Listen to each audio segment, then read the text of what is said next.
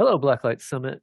We are Penn Libraries, and we are here to update you on some recent changes we've made to some of our Blacklight sites and tell you a little bit about some of our other Blacklight sites. I'm Michael Canning. I'm a senior application developer here. I work a lot on our catalog and some other stuff. Our Blacklight properties, there are three primary ones. Franklin is our main library catalog. It uses Blacklight 6.8, Rails 4.2, and a whole bunch of gems. We have Calenda, our digital repository. It also uses Blacklight and Rails 4.2 and the old school Hydra gem. We also have a really interesting site, the Schoenberg manuscripts database that uses Blacklight version 5.14 and Rails 4.2. So I'd now like to introduce you to my colleague. You may know him, Nikitas Tampakis, to talk about some things that he's done in Franklin recently. Hi, everyone. My name is Nikitas Tampakis. I am the web projects leader for the Penn Libraries.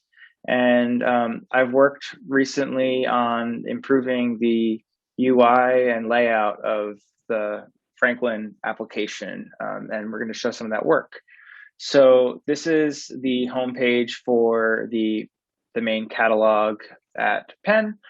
And one thing that was changed is that we use the bento search. And so for each of the sort of boxes of it, we've provided a clear tab interface to show each of those collections that we search across.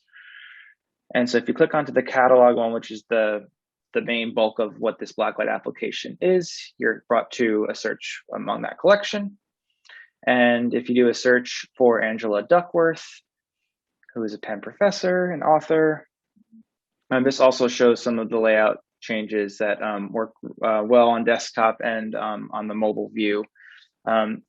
Mike is showing and hovering over the icons that are a new feature of the interface, which were designed by our web designer and developer extraordinaire, Leslie Vollenrot.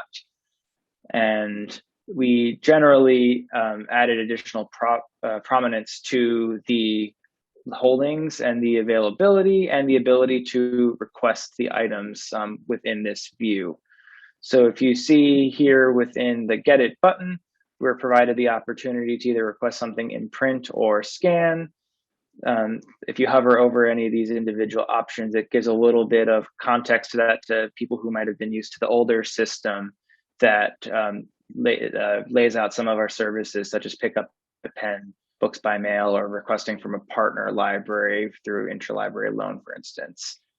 So if you click on that, it shows a couple of these options and really simplifies the ability to request an item and either have it be picked up from the circulation desk at one of our libraries or delivered via mail.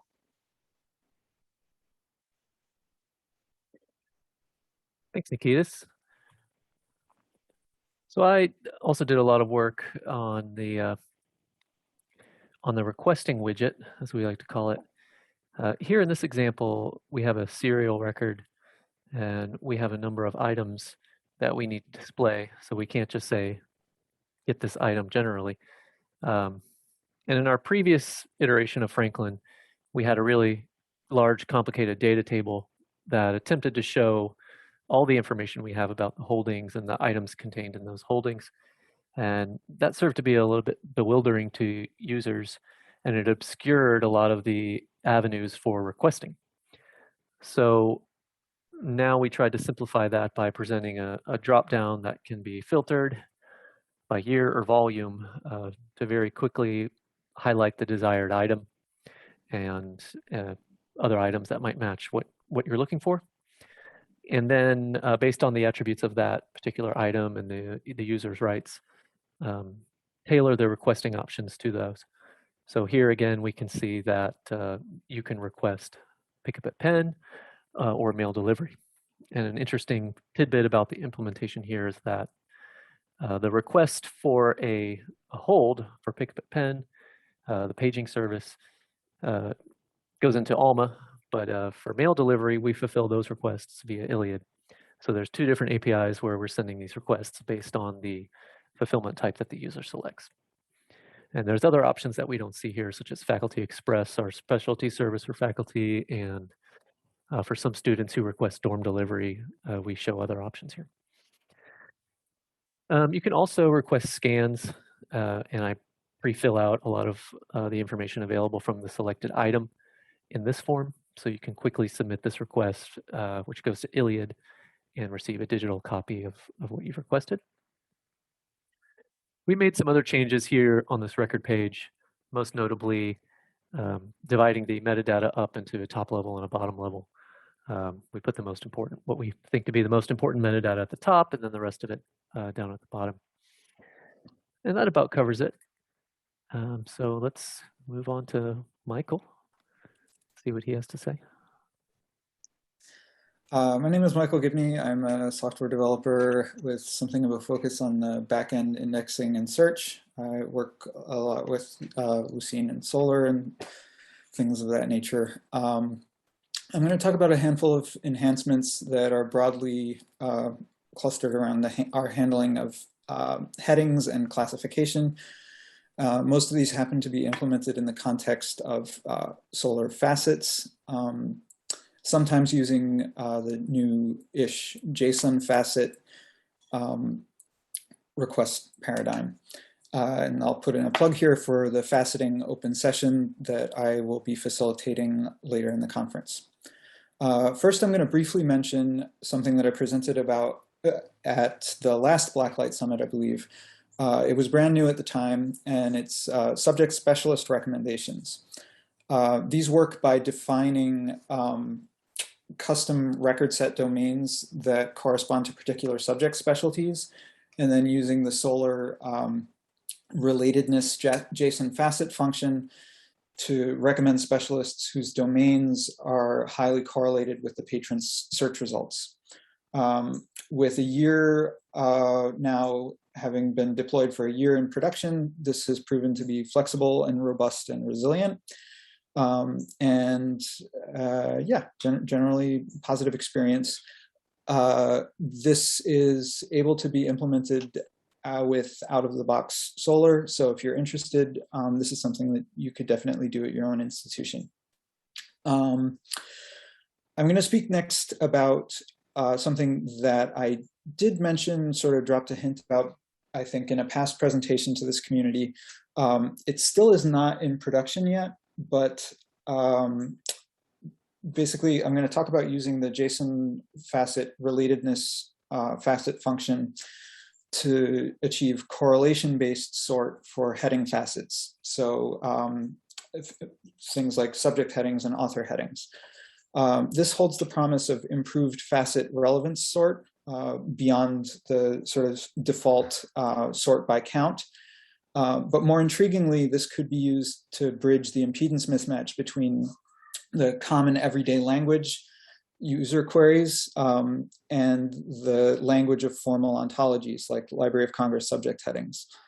So it's sort of like a relevance sort for heading entity-centric search results.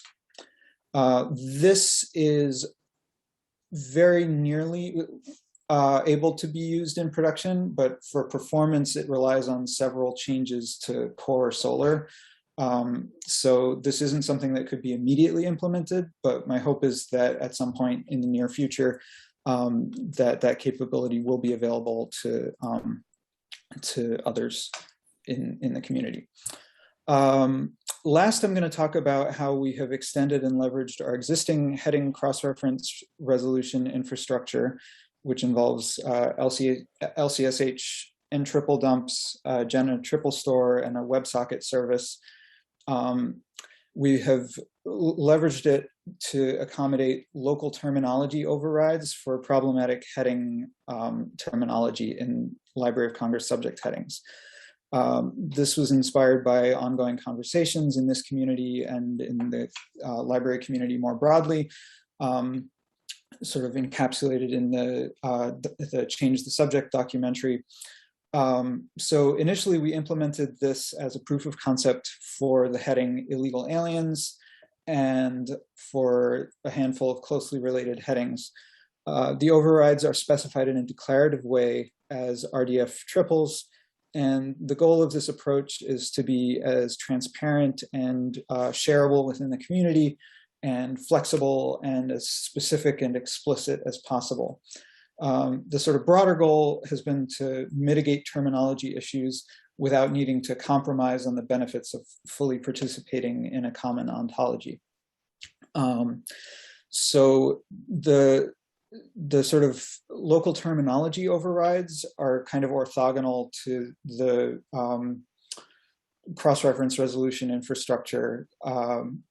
And the cross-reference resolution infrastructure is, again, something that can't be immediately adapted from out-of-the-box Solar. But for this and the previous one that I mentioned required some changes to Solar.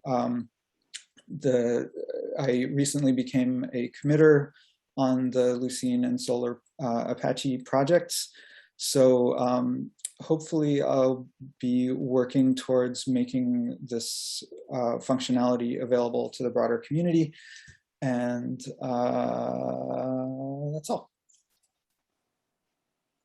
All right.